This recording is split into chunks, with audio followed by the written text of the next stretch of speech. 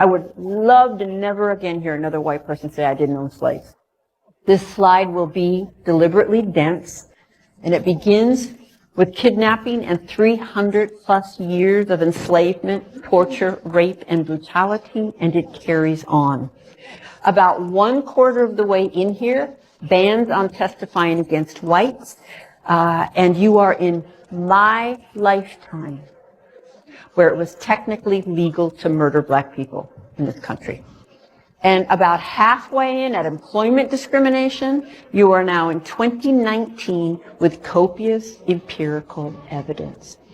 Employment discrimination, educational discrimination, bias laws and policing, white flight, subprime mortgages, mass incarceration, school-to-prison pipeline, disproportionate special education referrals and punishments, testing, tracking, school funding, biased media, voter suppression, cultural mockery, historical omissions, unaddressed trauma, to name a few.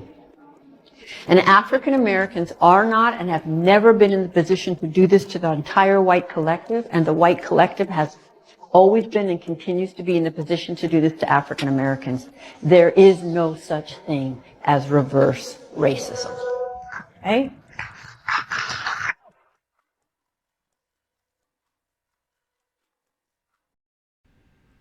All right, Shalom.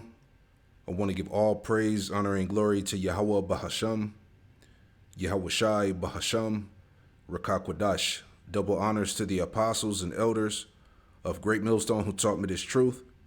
Double salutations to our Yuakim out the laboring, the house of David, the elect, that's pushing this word with all truth, righteousness, and sincerity. Shalom to you, brothers, and shalom to the elect. I'm back with another quick lesson through the Holy Spirit, the Rakakwadash.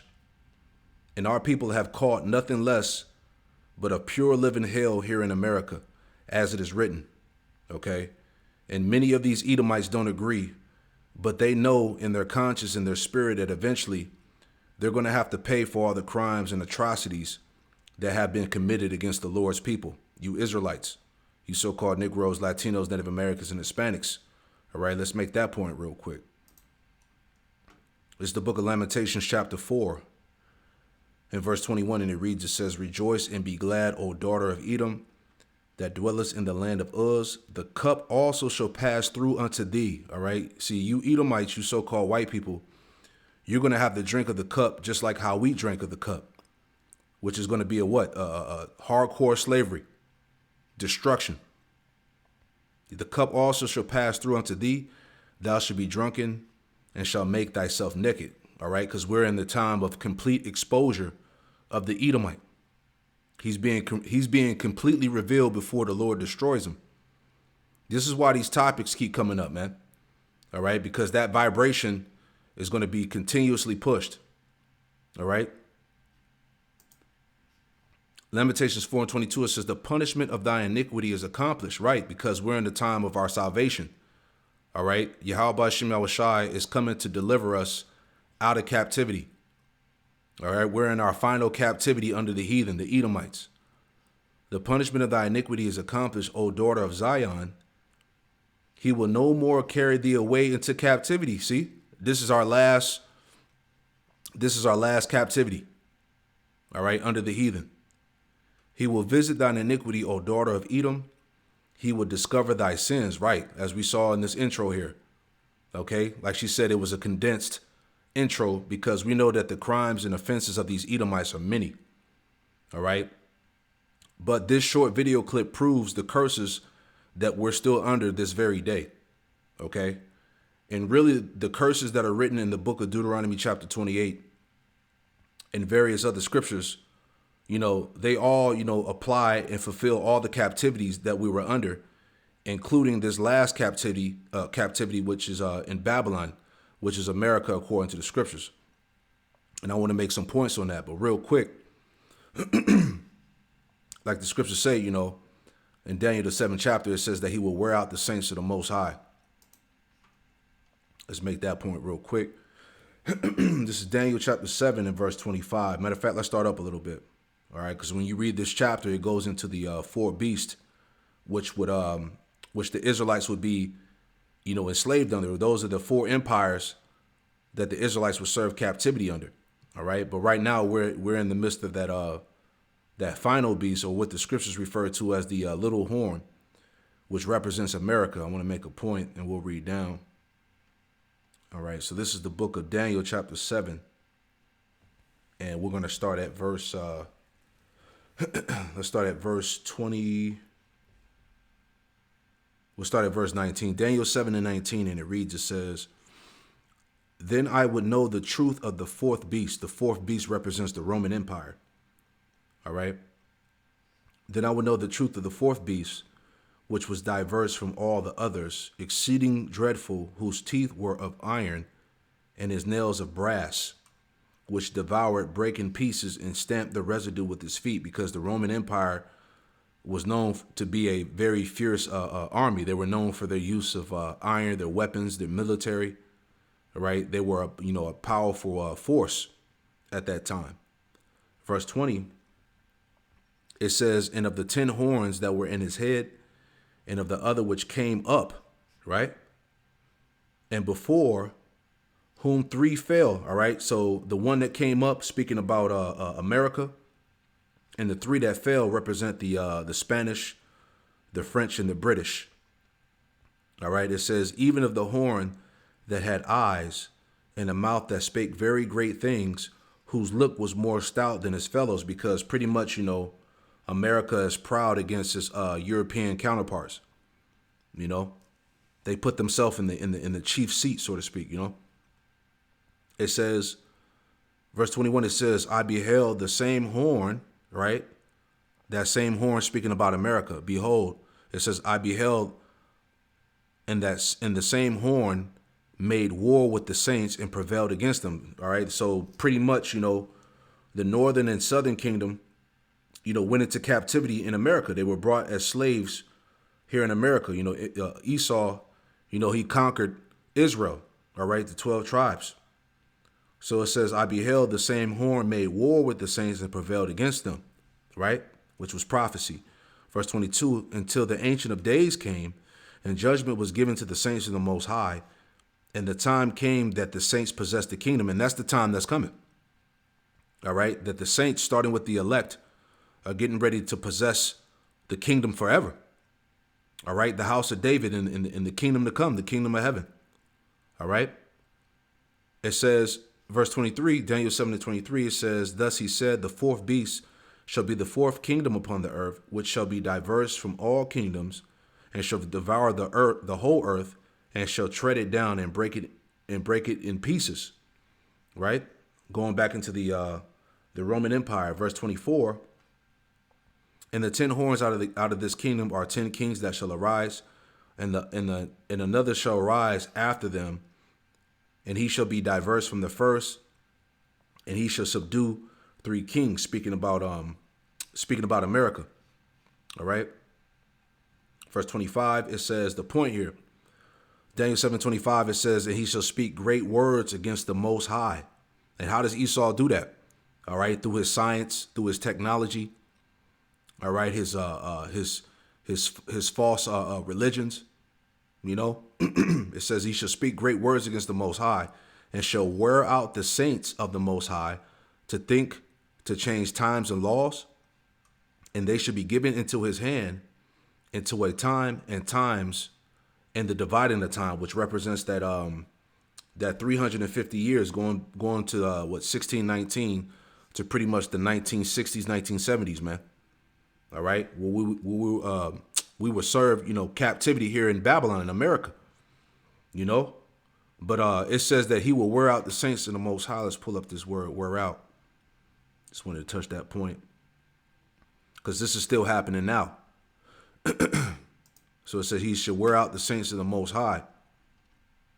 So the point says to wear away, wear out, to harass constantly. You see that? And that's going into the curses, man. Here in America, in Babylon, we're harassed constantly, as we see on this list. All the things that she was going through. Let me see if I can play it again. Let's just play it as she goes through it. Employment discrimination, educational discrimination, bias laws in policing, white flight, subprime mortgages, mass incarceration, school-to-prison pipeline, disproportionate special education referrals and punishments, testing, tracking, school funding, biased media, voter suppression, cultural mockery, historical omissions, unaddressed trauma, to name a few. And African Americans are not and have never been in the position to do this to the entire white collective, and the white collective has always been and continues to be in the position to do this to African Americans. There is no such thing as reverse racism. Okay? Boom. See, that's the curses, man. Right. But as we're reading here, it says to harass constantly. This is the hell that our people go through in this captivity, man. He will harass the saints. He will wear out the saints of the Most High. All right. It says,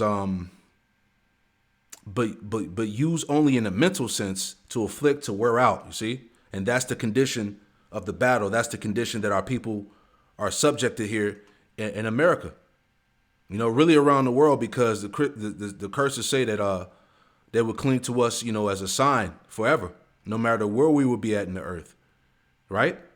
So once again, you know, this all proves that we're under the curses, man, because, all right, you know, Israel is not back in, you know, the true Israelites are not back in their holy land. All right. We're still scattered around the world. All right. We're still being ruled over by the heathen nations. You see that? The name of Yahweh Shem Yahushai is not magnified in the earth. All of Israel don't know the Lord, you know, so it shows that we're still under these curses, man. Right? I'm going to make this point too. Okay? We're not ruling the earth yet, you know. This is 2nd Ezra chapter 6. And let's start at verse 54.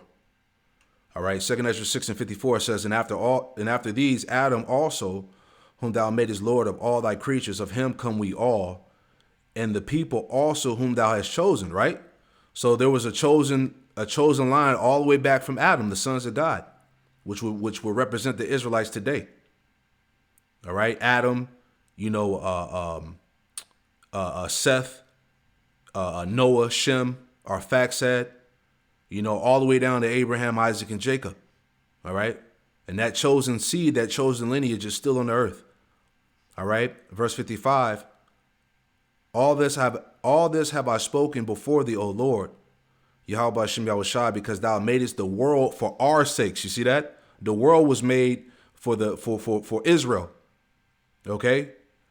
Verse 56, as for the other people, speaking about the heathen nations, which also come of Adam, thou hast said that they are nothing but like unto spittle, and has likened the abundance of them unto a drop that falleth from a vessel, showing you that the Lord doesn't regard these heathen nations, man. He's not dealing with the heathen. Verse 57, it says, and now, O Lord, Yahweh Shem Yahushai, behold, these heathen, which have ever been reputed as nothing, have begun to be lords over us and devour us. You see that? Going back to the curses, man. All right, we were devoured by the heathen. Every captivity that we served under, we were devoured by the heathen nations, man.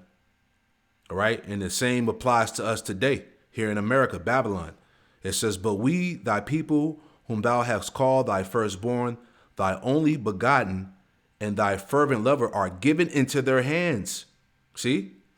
If the world now be made for our sakes, why do we not possess an inheritance with the world? How long shall this endure? So this is what Ezra was asking the Lord. All right. When are we going to be put back into power? When are we going to have our rightful position on the throne, man, as rulers of the planet Earth? You see that? So we're still in captivity. We're still under these curses. We're still under this the rule of the heathen nations. Let me add that point real quick. This is all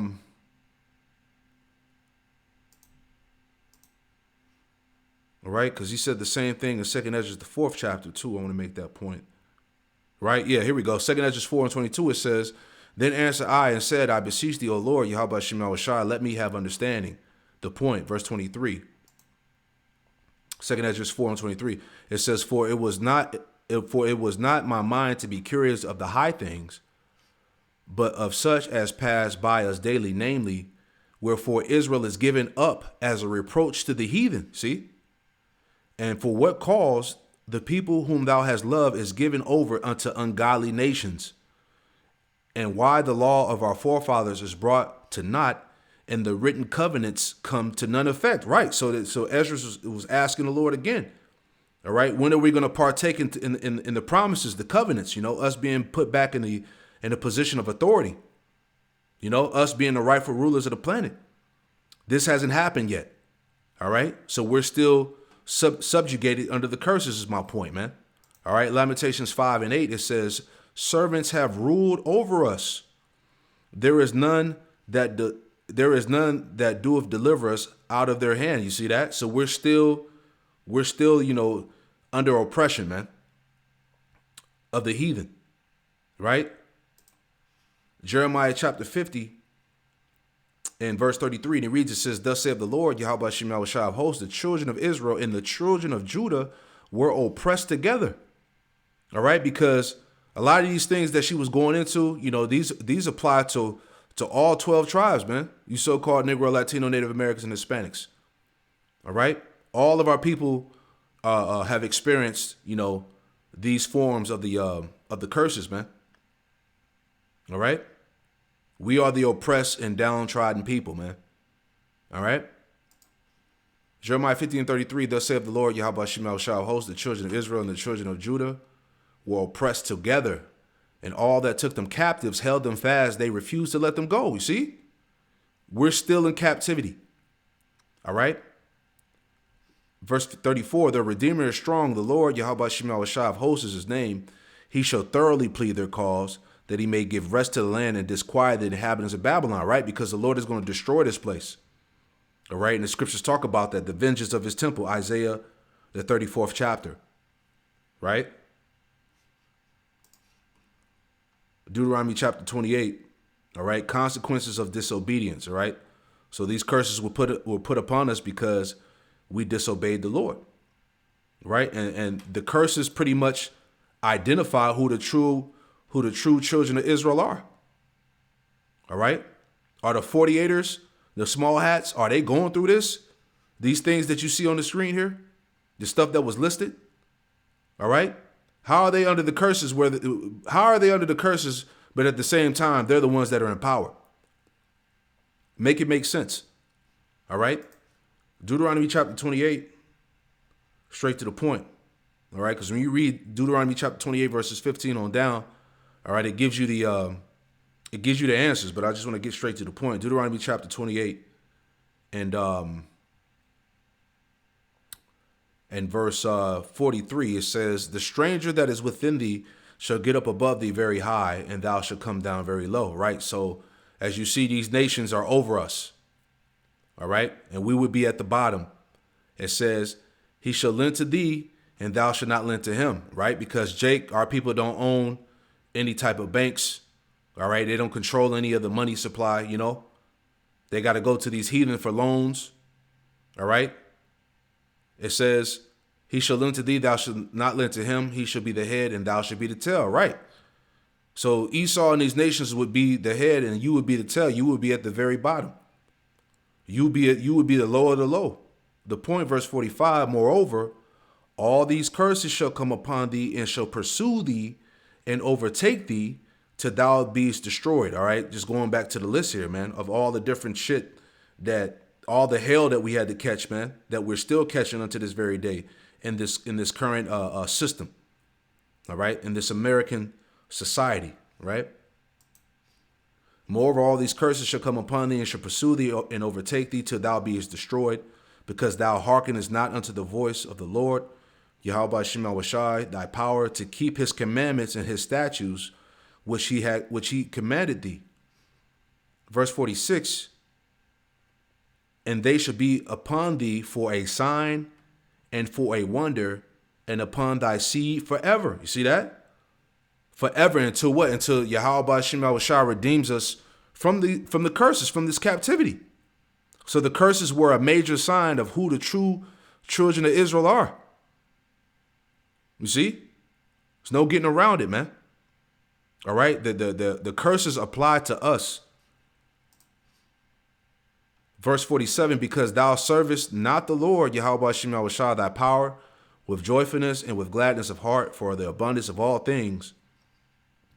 Therefore shalt thou serve thy enemies, which the Lord Yahweh Shai shall send against thee in hunger and in thirst and in nakedness and want of all things.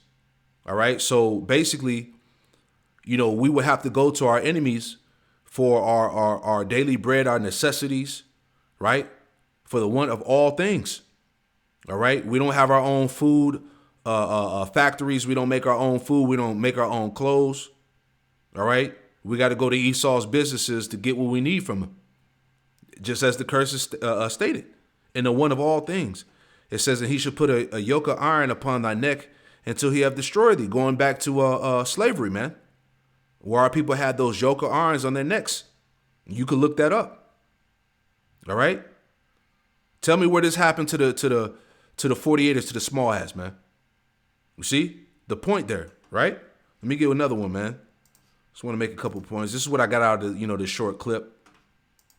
Let's get that in Isaiah. We just want to hit a couple curses. All right. Because we know that the word of the Lord is faithful and true, man. All right. Isaiah 42, real quick. Just another one. All right. Isaiah 42 and 22, it says, but this is a people robbed and spoiled.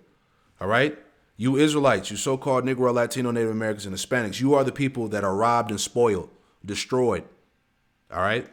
It says, they are all of them snared in holes. They are hid in prison houses, man. All right. And those prison houses represent these various false doctrines and philosophies that have our people ensnared mentally.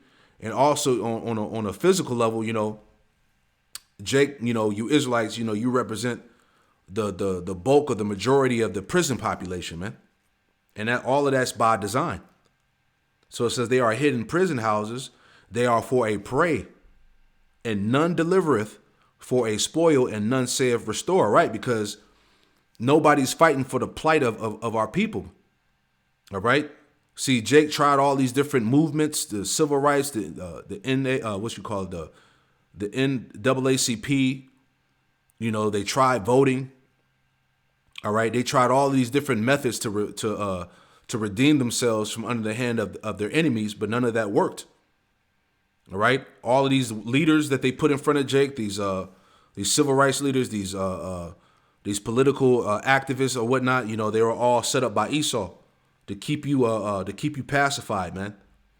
All right. To keep you in your condition. Nobody's fighting for you. That's why the only way out of this thing is Yahweh Shai, man. All right. None saith restore. It says, who among you will give ear to this? It says, who will hearken and hear for the time to come, right? So who's listening? Who's listening to this word? It says, verse 24. Who gave Jacob for a spoil and Israel to the robbers? Did not the Lord Yahweh Shai, he against whom we have sinned? See, so the Lord did this. All right, this was our punishment. These curses were our punishment for what? For sinning against him. Right? It says, verse 25, therefore have he poured upon him the fury of his anger and the strength of battle, and it hath set him on fire round about. Yet he knew not, it burned him, yet he laid it not to heart, right? So pretty much, these curses, the hell that we caught from slavery and all of that, these curses devour us this very day. That's tied to the to the Lord's anger. He allowed the heathen to take us down, to rule over us, man. We lost our identity, our heritage. All right, we were put at the bottom. We greatly despise all those different things. But the point is that I'm making in this lesson is that those curses still apply to us this very day, man. So this is just more proof. So I pray this quick lesson was edifying, man. I just want to bring that out. I want to give all praise, honor, and glory to Yahweh Bahasham, Yahweh Shai, Bahasham, Rakakwadash, and Shalom.